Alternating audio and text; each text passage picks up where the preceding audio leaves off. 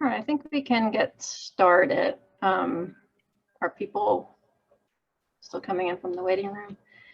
Hi, everybody. Thanks for joining us today. If you don't know me, I'm Lynn Ransom. I'm the current executive director and the president of Digital Scriptorium's board of directors. And I'm very excited to have you guys here. It's been almost 8 months since we last updated our members and other stakeholders on our progress with the redevelopment of Digital Scriptorium 2.0 platform. And a lot has happened in that time, and we have made significant progress. So we're excited to give you some updates today and provide a demonstration of the prototype and the workflows we've developed to get your pre-modern manuscript data into Digital Scriptorium 2.0 and make it available as linked open data to researchers around the world in a sustainable platform. I'm going to share my screen again. Can everybody see it? Excuse me. Great. So our agenda today is pretty straightforward. First, I'm going to provide you with some updates regarding Digital Scriptorium and some changes to how the consortium will be operating moving forward starting in July when we begin our new fiscal year. These changes, I hope, will have minimal impact on members, but represent a new phase of growth for the consortium. So it's important for you, our members, and our stakeholders to hear what these changes are and be able to respond and give us some feedback. Then I will hand things over to LP Coladangelo, our new project manager, and Doug Emery, who will lead you through workflow demonstrations and the prototype version of the new Wiki-based platform. Then we hope to have about 20 or 30 minutes left over for discussion.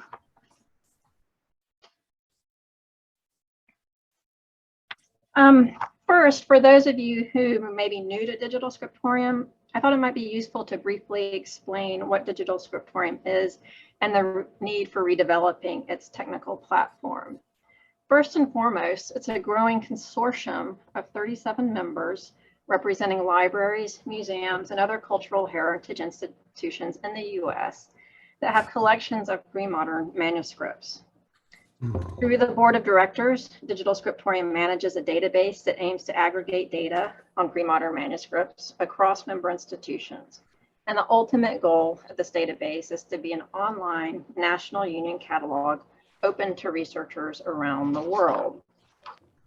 Under the leadership of Consuelo Dutschke, who founded Digital Scriptorium in 1997, the consortium became an active community of curators, librarians, and scholars in its first 20 years.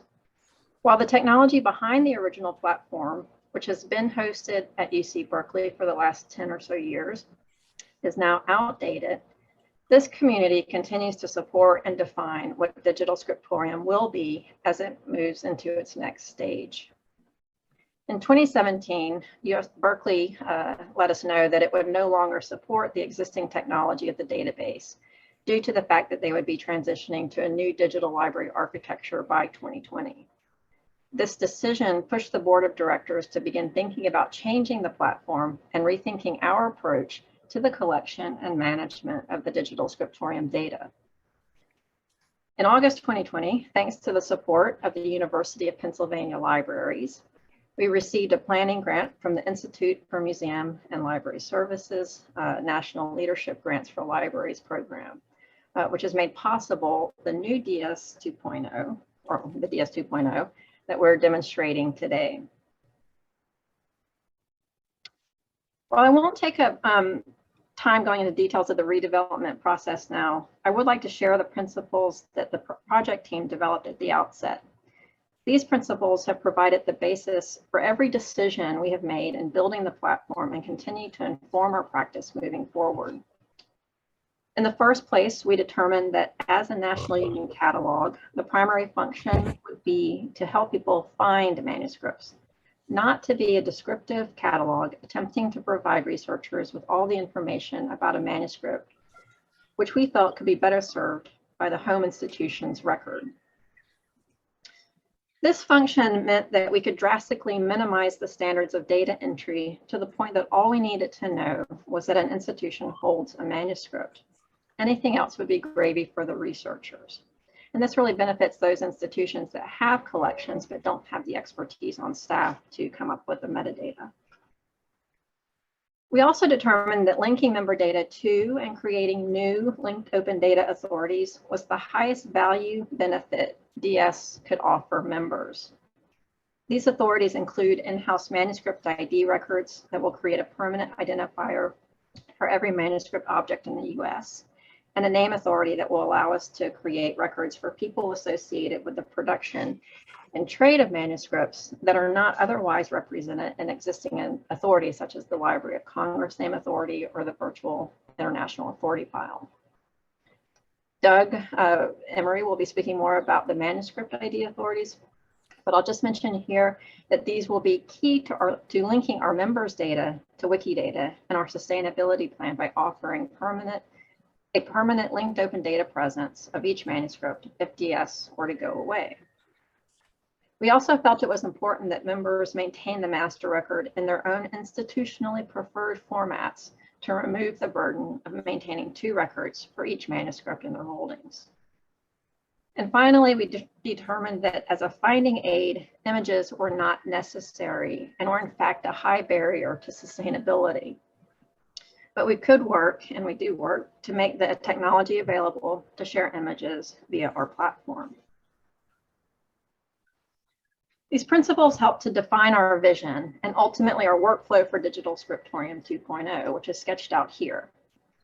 We will ask each member to give us whatever structured metadata that they have, then we will transform it into linked open data and make it available to the world in one aggregated platform. And we've chosen Wikibase and Wikidata to enable this. Today, we're going to demonstrate exactly how that will work, and we hope that you'll find our solutions reasonable and sound and beneficial enough for your institutions to keep participating in or consider joining Digital Scriptorium if you're not already a member. So I hope this background has been helpful, and before turning it over to Doug and to LP, I just want to take a moment to provide you with the updates that I mentioned earlier. And some of these updates will be important, especially if you've been following us since we began redevelopment, because a few things have changed. The first thing, this is not so much a change as a fact, but we submitted an application for an implementation grant to the same grant program that the IMLS offered in March, I believe. We will find out whether or not we received the grant in late July, and if we receive the grant, the implementation phase starts August 1st. So it's quite a tight turnaround, but we're preparing for it as if it were going to happen. We've also had a staff change. Many of you will remember Emma Thompson, who has been working on Digital Scriptorium since we began redevelopment. She happily has had a baby and has decided to stay at home with the baby for the duration. So we're very excited for her, but we definitely miss having her. We did have the opportunity, though, to hire LP Coladangelo, who you'll see in just a moment. And this has been a real opportunity and a boon for us. LP is a PhD candidate at Kent State University, and he specializes in knowledge organization systems, especially as they relate to cultural heritage sectors. I can't think of a better person to be picking up the project management of this. We also have, we've made some decisions, the board has made some decisions to change a few things about how we do business. In the previous iteration with Berkeley and other host institutions, all the membership fees would go to those institutions to support the technical infrastructure of Digital Scriptorium.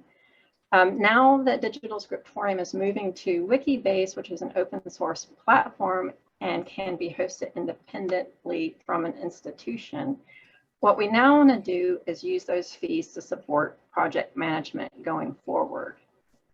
And to that end, we are going to start collecting our own fees and managing our bank accounts and growing up as a 501c3. We're going to be working a lot of these details out. I did, yes. And we're trying to, because I'm going to be out could someone move? I don't know who's speaking, but I think thank you for muting. We're going to be working these details out. The board is coming to Philadelphia for a 2-day meeting. We'll be hashing out the financial management as well as some governance issues, and we'll be creating a new memorandum for understanding to send to members in July. Another update that I want to make, I have been, since December, I've been meeting individually, and Sue Stoyer, who's also on the board, we've been meeting individually with members to discuss the changes to Digital Scriptorium, not just to the member representative, but to other people involved at the institutions, especially those people whose work will be impacted by Digital Scriptorium. We had done about half of those member meetings, and then I had to take a pause because we had to get the grant prepared. But I'll be returning to setting up meetings. So if you haven't heard from us, you will. If you have heard from us and haven't had a chance to get back, now's a good time to start setting up those meetings. And we found that those meetings have been really helpful. We've learned a lot, and I feel like the institutions have a better understanding of what their commitment is and what the benefits of Digital Scriptorium membership will be for them. We're going to have time at the end to discuss this. I'll have a few more things to say at the end, but for now, I'll turn it over to LP. Thanks, Lynn, and thank you, folks, for joining us today.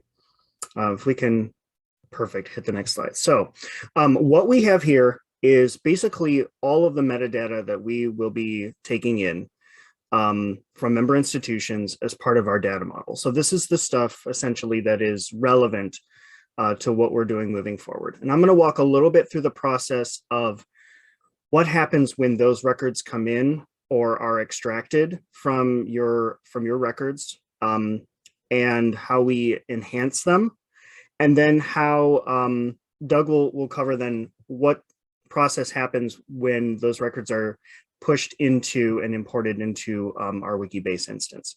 So I want to conceptualize your metadata records as essentially holding two kind of bundles of information. There's the administrative information that that will be about your manuscript record, and also the administrative information that will be about your institution. We're also looking at the metadata related to the description of the manuscript, right? And so that includes all those various things that are listed there. So that's all the information that's going to be relevant to us. So, you know, your records may be far, far richer than that. But this is based on our data model. This is the stuff that we're going to be looking for.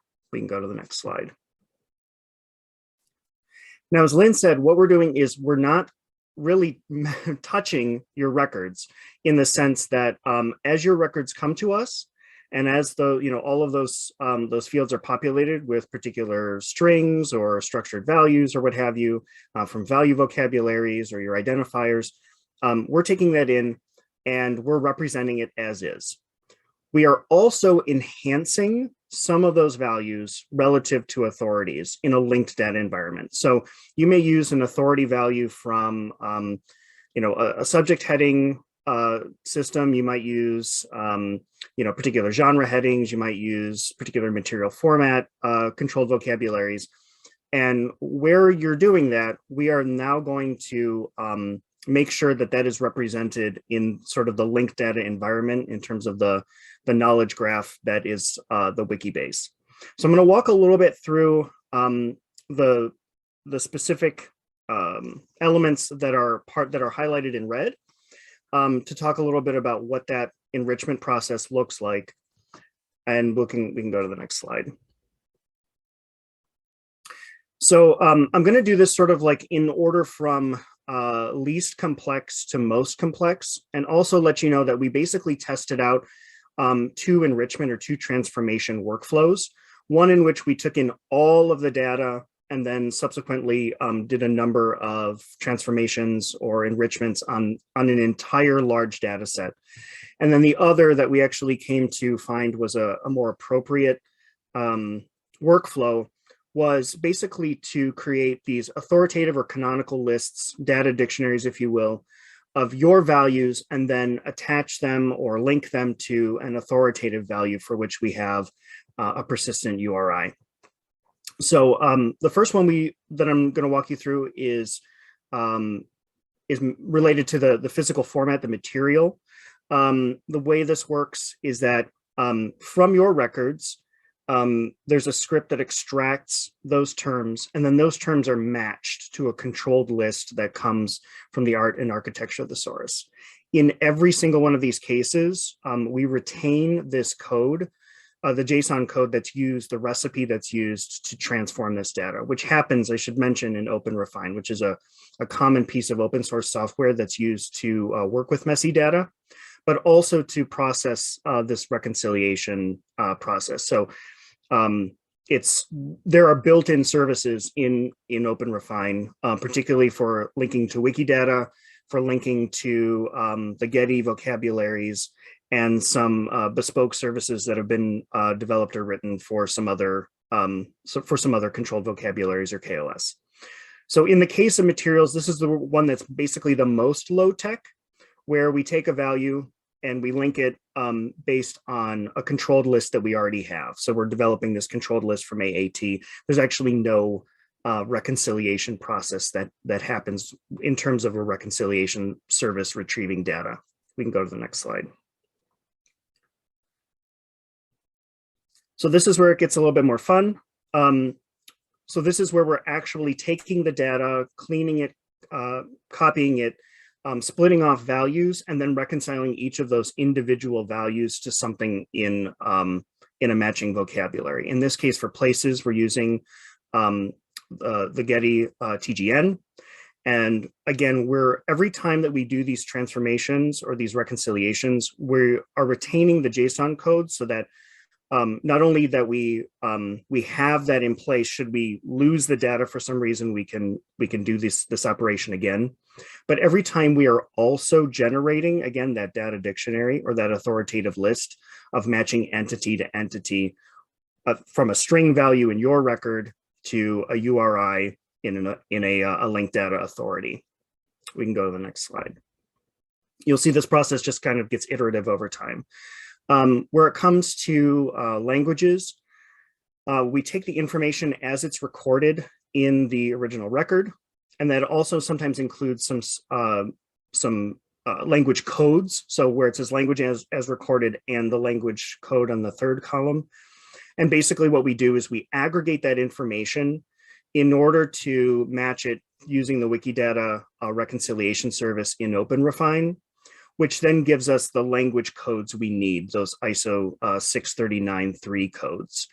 And then where we have information in the record that tells us that there is no linguistic content, then there's an automated process for generating that code. So again, we will be generating these authoritative lists that will then be used to match your string values, which is an iterative process and grows over time. We can go to the next slide. So for names, the process gets a little bit more complicated, in part because we have both human type names and organization type names. So this is just a process that is basically doubled over in terms of running the reconciliation twice. We run it first against the human type in Wikidata, and we run it then against the organization type. Where we find matches, we then extract or retrieve those QIDs, which are the links between your authority records as they will be in DS, and then the Wikidata, using it sort of like as a hub, as a linking hub to a bunch of other information. We also will indicate whether or not the name is an instance of a human or an organization, which helps for us to develop two separate name authority files for our own purposes in DS, so that we have personal and corporate names. Next slide, please. Where we encountered genres became sort of a fun and complicated test case, because many folks were using different vocabularies in order to express genre terms. So the reconciliation process was, for this particular element, was developed in tandem, but separately depending on the vocabulary that's being used. And thankfully, in a lot of records, there's, for instance, in a mark record, there's a subfield telling us which vocabulary was used. So we were able to split off the data and then get lists of AAT terms, get lists of Library of Congress terms.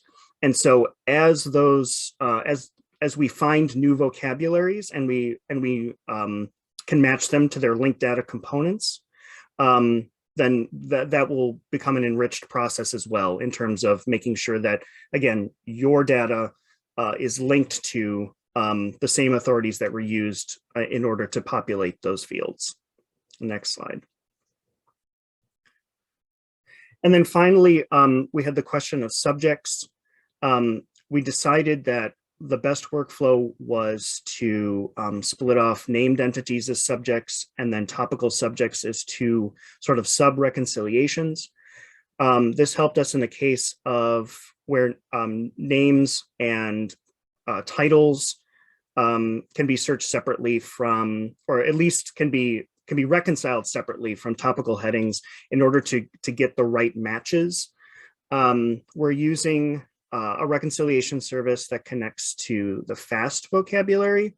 And that's in part because in a linked data environment, and we had a lot of sort of conversation and debate about this, but what we came to realize was that with a pre-coordinated subject heading, that becomes sort of complicated in a linked data environment where we're really talking about the components. And so for us, in terms of discovery, the order of the components doesn't really matter. It's the fact that we can link all of those components to a single subject string. And we can do that best by linking to a faceted subject terminology like FAST. Next slide, please. So finally, one of the things that we wanted to emphasize about this OpenRefine process is that it's well documented. So we have a Git repository for nearly everything that we're doing in terms of generating data or workflows. So here's a little excerpt of some of the JSON script on the right. In the middle, the instructions for how to reconcile data. So if somebody actually had their own CSV file pulled or extracted from their own records, they could run this reconciliation through OpenRefine. And then the process you'll see in that left column also includes a component that tracks the workflow, so that if for some reason the process gets interrupted or you're not sure which step you took in terms of the workflow, that's built into the documentation in OpenRefine. So then we know exactly what's happened to the data in terms of its processing, so that when it's pushed off to Doug, he knows what's happened to it. And with that, I'll turn it over to him. Thanks, LP. Next slide, please. So I'm going to talk a little bit about the DS prototype, but before I talk about that, I want to give a little bit of background on the process that LP is describing. So we receive data as in whatever format it's given to us. So whether this is MARC data or TEI XML, we're actually working with the METS data that's a part of the current digital scriptorium system, and then we're soon going to be adding CSVs for those institutions that have records that exist outside of MARC or outside of TEI. We'll be working with spreadsheet-based data, and our process is there's a twofold process. One, we receive the data, we extract from that data those terms that LP was just describing that we want to reconcile. We do that reconciliation process, and then we take that data and feed it back into a process that generates a large spreadsheet that contains reconciled data that's then imported into our Wikibase instance. Next slide, please. And this is just a bigger image of this is the front page of our digital scriptorium instance. You can see the address here, but unfortunately, it's only accessible from within Penn libraries because it's for security reasons, because it's our prototype. It's only available within our network. Next slide, please. This is a for those who are familiar with Wikidata and Wikibase, this is just a listing of records in our data set. And I'll be talking about what these different kinds of records are in a subsequent slides. Next slide, please. Here's our data model. LP has already described this. You can see these are the three main parts. This is rather small to be able to read all of it, but you can, the three main parts of the data model are present here. In the top middle is the manuscript record. This is the part of the data set that receives the DS ID. This is the permanent identifier that lives with the manuscript. We have a service that generates unique identifiers as we need them for manuscripts as they're being added to the data set. As a part of our workflow, we will be returning to the contributing institutions their records with DS identifiers so that when they resubmit the data, we can update rather than create new records with new information. Also attached to this is holding information. As LP was saying, this is information about how the manuscript is identified at the holding institution. This is one part where we'll be adding to the data model. If, for instance, an institution changes its call numbers or changes its internal identifiers, we would take that information and create a new holding record that would describe how the manuscript is currently identified. And so holding records have start dates and end dates. And as we create a new holding record, we add an end date to the previous holding record. And then the largest part of the data model is the DS 2.0 record, which is the manuscript description, which contains the links to the authorities and the other descriptive information that's a part of the manuscript description. As we receive new descriptions of manuscripts, our policy is that we will delete the old DS 2.0 record and create a new one, always attaching it to the same manuscript. So we're not keeping a history of the description of manuscripts and this of a given manuscript, and this helps make our data model lightweight and helps make our workflow clear and easy to manage. Next slide, please. So these are the three records for a manuscript from Columbia, from Columbia University, leaf from a larger work that was a part of the manuscript for the Muslim World Project. That was a clear-funded collaboration between Penn and Columbia and a number of institutions in the Philadelphia area. So these are the three different types of records. Next slide. The first of these is the manuscript record. This contains the DS identifier. So currently this manuscript is identified as DS 843. I'll point out that these identifiers this is a prototype instance, so you can't rely on this being the identifier that this manuscript will have going forward. As we're working through the prototype, we'll be generating a number of these. Once we enter the beta stage of the application, we will be generating permanent identifiers. But so right now, don't count on DS 843 always mapping to MSOR 146A from Columbia. You'll see here that you have the DS ID in this record, and it links to the holding record. The next slide is the holding record, which has in it the institutional identifiers, both the call number, and because this is coming from MARC, this is the value from the MARC 001 control field. Next slide, please. Finally, we get to the manuscript description, and I'll talk about this more in detail in a moment. If you go to the next slide, this is a data model. You'll see, as LP was pointing out, that we connect to multiple authorities for uniform title, for the name, for the names of actors, genres, subjects, places, languages, and it's down in the lower left-hand corner. We also materials, centuries, and then some fixed content data. Next slide, please. So in a moment when we look at a record in detail, I'm going to focus on the name authority. As we're going through our process, we are deliberately moving through and adding, enriching our import process to include authority data. We first started on names, and so right now names are where our data is most rich. Soon we'll be adding the authority information that LP is generating for subjects, languages, and materials and places. Next slide, please. So here is the description of DS843. This is this manuscript leaf from Columbia. You can see at the top here, we identify the language. As I was saying, soon this will be linked to language authorities. Next slide. And here's more detailed information. You have physical description, which is a plain text value. You have date information, which is recorded both as a plain text date as it's recorded, as well as date objects in the data set, and links to authority records for the centuries. For this, we're using the Getty Art and Architecture Thesaurus.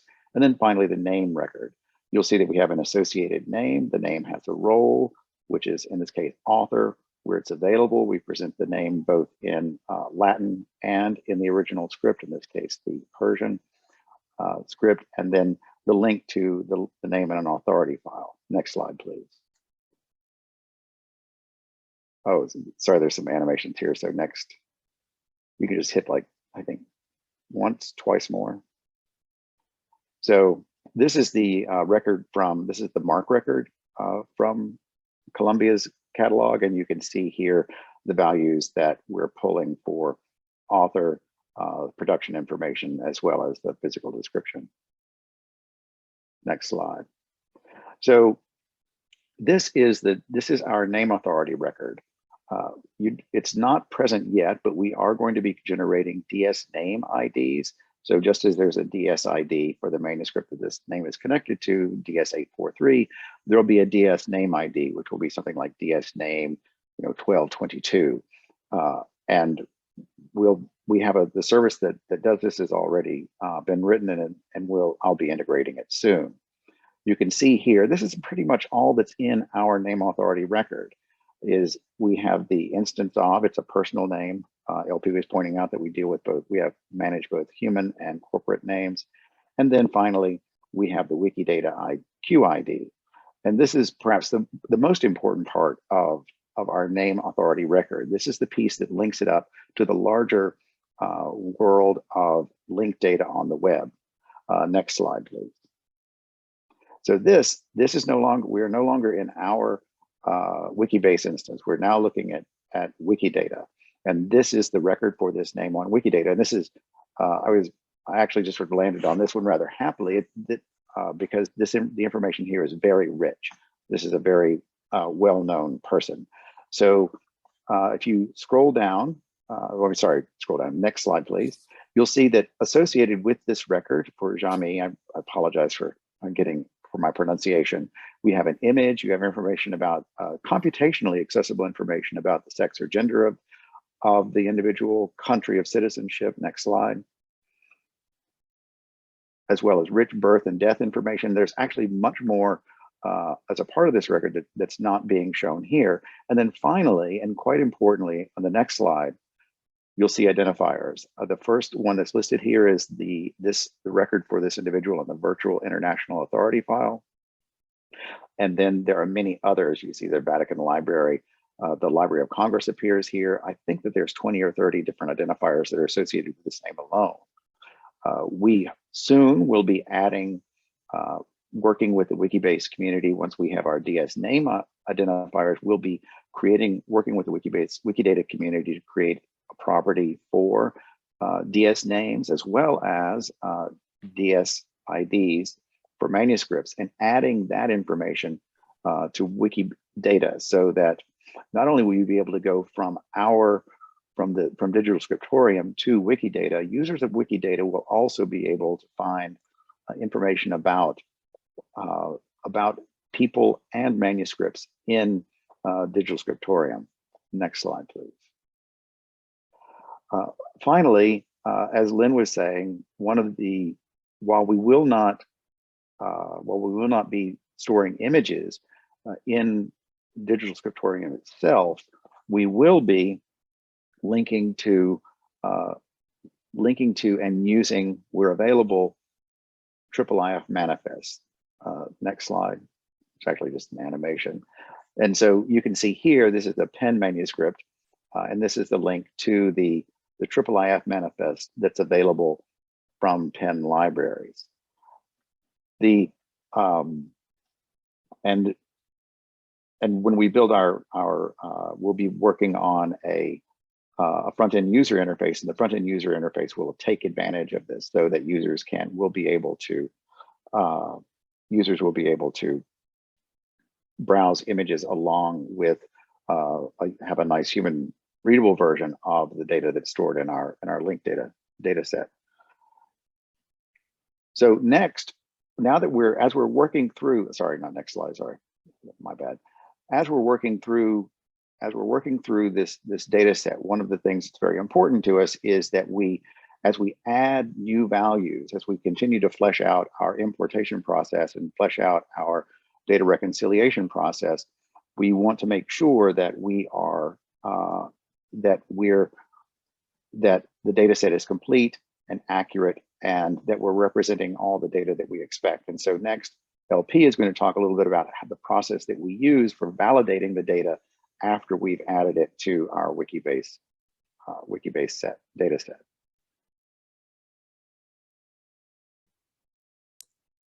Thanks, Doug. So yeah, even returning to this image of the data model, I think is instructive to understand what we're going to be looking at really briefly in terms of what are called SPARQL queries, which is the query language used to query an RDF graph or graph database. So the more that you visualize the way that the data model works becomes instructive and helpful for understanding how the Wikibase is constructed, and then is helpful for understanding how to develop and manage the queries in order to get the information that you want. We can go to the next slide. I just posted a couple of examples here, and I don't necessarily need to go through the details, but to show you that part of our process is going to be querying the data as it becomes available and linked in the Wikibase, in order to make sure that not only our reconciliation processes are working, but then also our import processes are working in terms of the data that's flowing into the Wikibase. This is an example that would allow you to find records for dated manuscripts. So it's actually a very simple query, and many of these are relatively simple. They may look complicated with more than one statements, but that's simply because of the way that the data model works. And so the data model kind of puts these layers of linkages between the record and other bits of information that are really ingenious in terms of how a Wikibase graph works. But it allowed us to keep your values intact as these sort of metadata statements, and then to annotate or enrich those statements with linked data. And you'll see that in terms of those last two statements where it says date statement has qualifier for earliest and latest date ranges. And basically what that means is that with the string value of the dates that are available, we have qualified, and I think Doug showed, he showed that where we had these structured values qualifying or contextualizing or creating a structured value for an unstructured value that was in the original string. So that's really how these queries are powerful to get us from one entity through a string value into a structured value. And so this is deceptively simple, and all it's looking for is manuscript records that represent manuscripts that have been indicated that they are dated, they have date, they can be dated in terms of a date range. So if you go to the next slide, I've just excerpted the values here. So you'll see what we get in terms of a response or a solution to a query is on the left is the actual URI for that in the Wikibase. and then the human readable label for the title of whatever the DS record is. So that's the manuscript itself, but it's represented as the title of the that's represented within the manuscript record, within the metadata record. You'll see the string value is the one in the third column. So that's what's actually represented in the catalog information that came in. And then by extracting the dates and structuring them using the point in time values that are available through Wikibase, we can then represent those as years, and the system understands to query them as years and to understand that that's a date range that we're looking within. So in this case, I offered the columns 3, 4, and 5 as extra information, but really the what this query is getting at is that middle column, the second column, there's all of the titles of things that we have that are dated manuscripts. So we can move on to the next slide, and you'll see how it kind of becomes additive. In this case, these are, this query finds manuscript records and associated holdings. So remember how Doug walked us through the idea that there's a manuscript record, it's linked to a manuscript, and then that manuscript has a holding institution, has holding institution information. So this is really what that query shows us, is that relationship between the record, the DS ID for the physical manuscript somewhere in the universe, and then the information that we have at present in terms of which institution holds that. So if we go to the next slide, you'll see what that looks like when the response comes in. So I've just plucked some lines from that. So we have, again, the title, the DS ID that's been assigned at this time. The third column is actually the owning institution's shelf mark or their own identifier. The fourth and fifth columns are simply duplicated because of the nature of the way the data is structured. It's actually, there's a string value and then there's an authority value. And then that authority value for every institution is actually linked to the QID in Wikidata for your institution. So if you wanted to be able to link the rest of this information in terms of your manuscript holdings to your institution as it is represented in Wikidata, that is now possible. Next slide. And then finally, for fun, this is a sort of a more complicated Sparkle query in the sense that it's managing multiple sort of variables or multiple metadata elements. So this is looking at generating a list of all the subject strings. So all of the subject representation that's used to describe any manuscript in the prototype collection that we have. And then it'll show you the names for those, and then the titles for those manuscripts as they're represented in the records, and then also any names, as in personal or corporate names that are associated with those records. So really, we can start to see the linkages between, I'm interested in a particular subject, I want access to the manuscripts that that are on or about that subject, and then I want to know who is involved in the production of or involved in the trade of those manuscripts relative to to those manuscripts and those subjects. So you'll see in the solution on the next slide, this starts to get fun where it generates a lot of information. So we have the subjects themselves as they were listed in the original record. We then have the URIs for both the record as it's represented in Wikidata and the name as it's represented in Wikidata. And then we also have all of the labels that are connected as well in terms of the manuscript title that's been assigned to it, and then the person who's connected to it. I could also have included the information about the role of that person, so we would know whether or not they were an author or a scribe or a former owner. And it also includes the QID for those individuals or corporations. So I can then link all of this information to Wikidata and make it discoverable through both systems. And with that, I will yield to Lynn. Great, thank you. Thank you, Doug and LP. Those are really great explanations. We'll be going to questions and discussion in a minute, but I just want to wrap up with just a few things that are ahead. So we're sort of mapping out this timeline. A lot of it, post August depends on whether or not we get the grant. So I've only just constructed this timeline through to September. So in the coming months, we're going to continue doing this kind of testing of the prototype using the Sparkle queries that LP showed you, just to make sure that, you know, when we ask for results, we get the results that we want. And I think we'll aim to make those queries available to the outside world, maybe through a Twitter feed or something. But we'll figure out a way to get these queries out so you can see our progress if you're interested.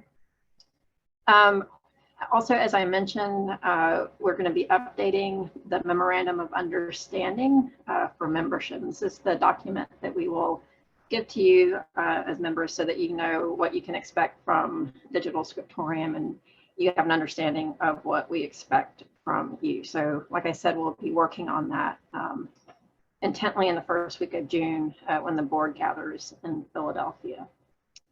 I'm going to continue to do member outreach. I'm also going to be contacting prospective members and hoping to make connections with prospective members. Again, if you are interested in having a conversation, if your institution is not a member, please feel free to contact me at any time, and Sue Sawyer and I will work together to set up a meeting. Other things that we're going to be doing, we're going to take the metadata that was in the original Digital Scriptorium. We've downloaded all of it, and I think we will be returning it to all of the institutions. And you can decide whether or not you want to keep it. But I know that some institutions have been concerned about data loss from the previous version, which was a much richer data representation of the manuscript, to what we're working with now in the current platform.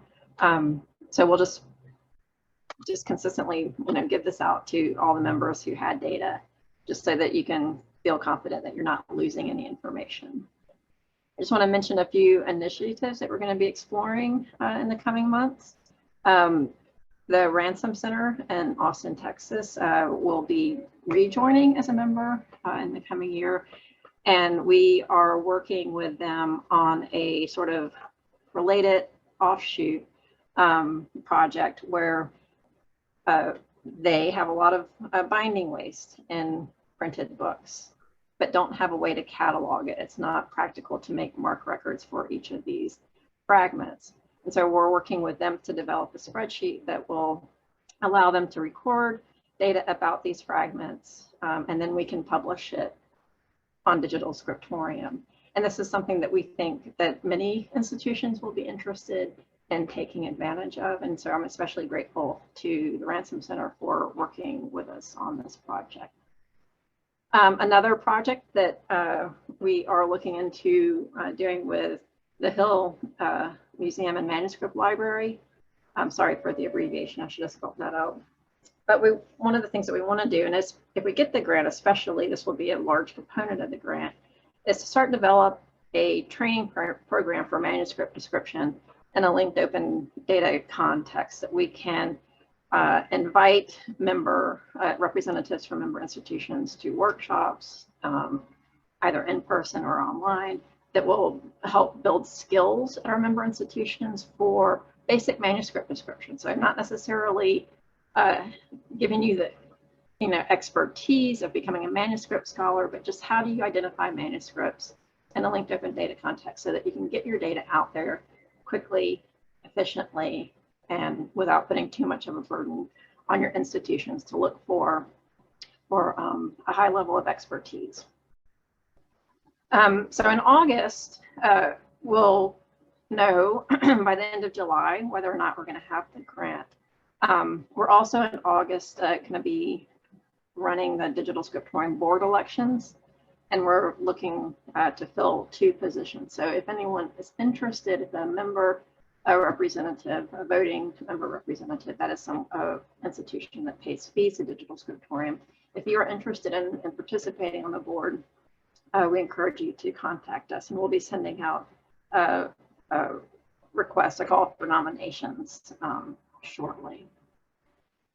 Regardless of whether or not we get funding, in September, we're aiming for September to begin importing member data in the beta version. And this beta version, as I said, that's when we start assigning the permanent manuscript IDs. We'll make it available for testing and poking and prodding for our member institutions to see how it's working for them. If we get the grant, this will happen at a very fast rate, and we will be able to hire subject expertise, especially for non-Western manuscript traditions. If we don't get the grant, I think we'll still be able to do this. We'll just be doing it at a slower pace. And thanks to bridge funding collected from some member institutions in the last year, we will be able to continue hiring project management, at least for the next year. And our member fees will start going, will go to support project management. So I feel like we're in a good position to keep going on this project, whether or not we get the grant funding. And then also in September, that's when we'll start planning, serious planning for a manuscript description program. I also felt to put in this that in August, we will start developing the interface that Doug mentioned. So if you're looking at the Wikibase images that Doug showed you and you're like, I don't know what to do with this, have no fear. We're going to be developing something that's a bit more friendly that will depend on faceted searching. And that will also give you access to the Wikibase for performing more advanced Sparkle queries. So with that, I think I'll end the slide presentation and open it up for questions. Let me get settled here. Great. Liz, I see you have a question. Yes, forgive me for asking a sort of rather focused question, but in terms of taking in metadata, what does that mean for WMU where you don't have anything yet? And you're going to be ingesting from our MARC records, as I understand it. So is there a sort of date at which we want to make sure that our MARC, I mean, we think our MARC records are complete insofar as what you all need, but in terms of just checking accuracy, that sort of thing, how soon, or will we be the last in line because we're still not in at all? So it won't be before September. I think we will prioritize, I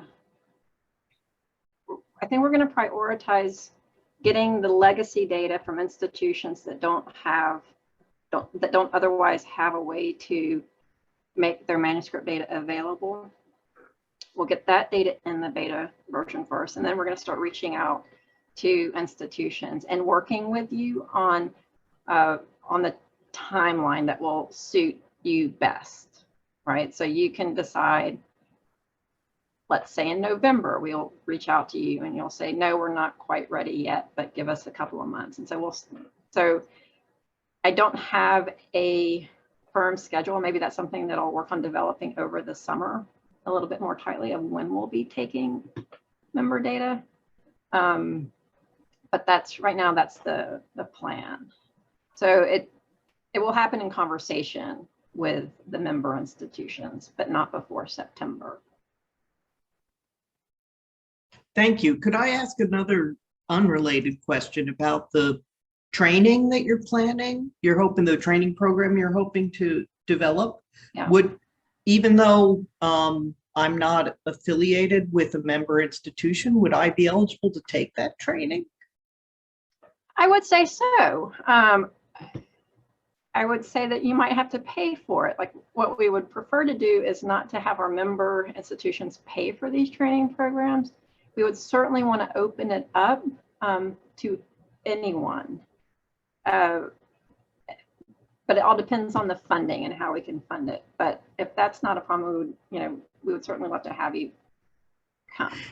Well, and just more generally for institutions that have little dribbles and drabbles, that who are not going to be members to, that's where the training is needed almost the most. Absolutely. But the people who have dribbles and drabbles can be members. They can just be non-voting members and sign up for, and then they wouldn't have to pay a fee. Does that make sense? Yeah, I understand. Yeah. Yeah, I've been around long enough. Okay. There's some questions in the chat, and I also see, oh, someone has to sign off. Is there a date when the DS 1.0 site will shut down? Thank you for asking that. I think it will be shut down on June 30th. There will be a time when we will not have access to the data as we sort of transition from the prototypes phase to beta. But Berkeley, I think, is ready to shut it down.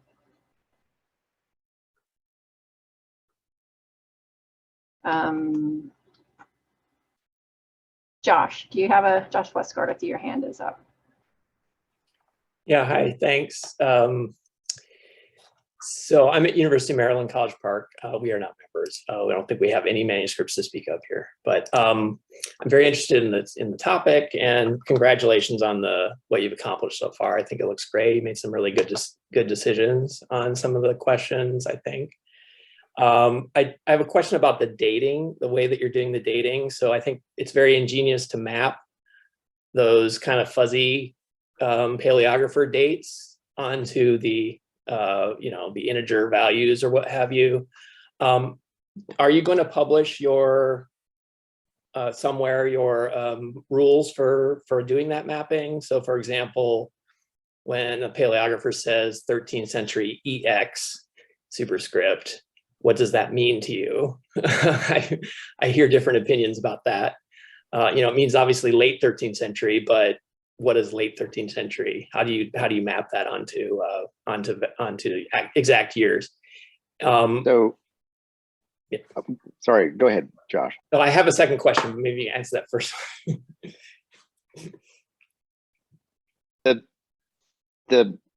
We're not making that decision, right? So what we're doing is we're taking numeric dates that we get from the source, and then the code kind of figures out whether you say 1501 to 1600 or 1500 to 1599. The code sort of figures out, okay, you mean 16th century, but we're not doing the bit where you give us a fuzzy date and then we turn it into something.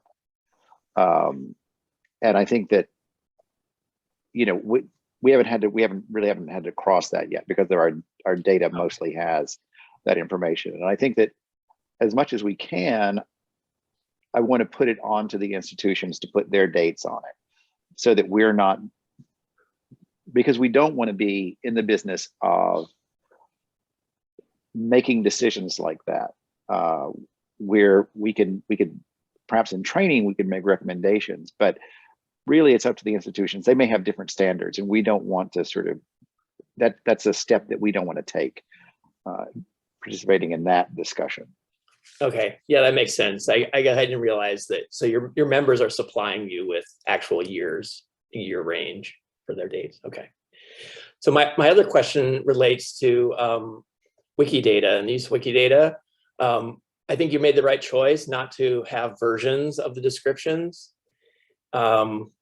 because that just gets really, really complicated, right? Like, so if the description that's being supplied changes, you're going to delete the old one. That's a good choice. But once it's out there in Wikidata, you can, of course, have competing descriptions of the same manuscript potentially in Wikidata, right? Because someone else could be submitting to Wikidata, I'm describing that manuscript as well, and I have an opinion about the date. And I'm just wondering if, in your knowledge of Wikidata and how it works, what facility is there for reconciling or for kind of making use of that kind of potential there that exists to have these various descriptions of the same thing? So, I think that the answer to that is is one of irresponsibility, or that is to say, we're not going to take responsibility for that. So from our point of view, the description that we rely on comes from the institution, and we use that, and we can add our identifier to a Wikidata entry for the manuscript, but we're not responsible for that. What we're responsible for is creating the ID and managing that identifier and associating it with the right record in Wikidata. But the description that we have is coming from the institution, and we just, it's a part of this workflow of doing it wholesale, that we're only, just taking whatever the last description we have is. And so our descriptions may be richer or not as rich as the Wikidata description, but because of the way that we think about it, we don't have to be concerned about that. Does that answer your question? Yeah. Thanks very much.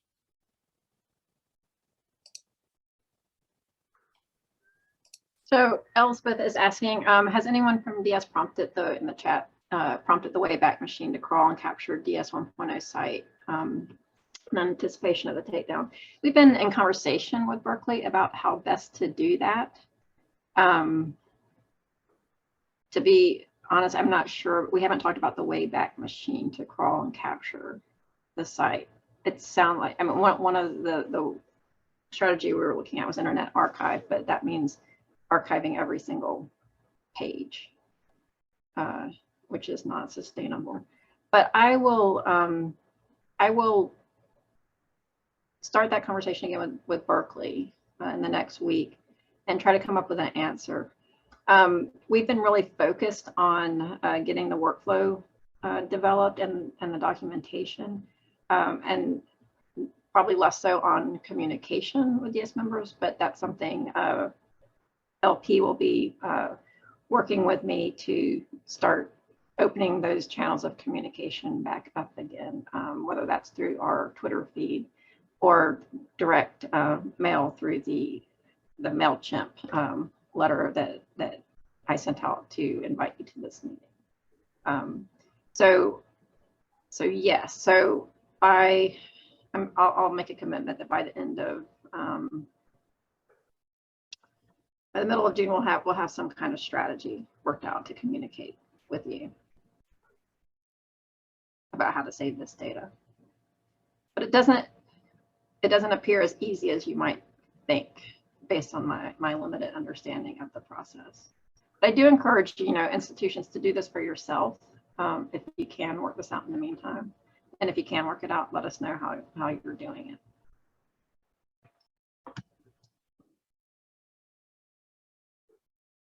Are there any further questions?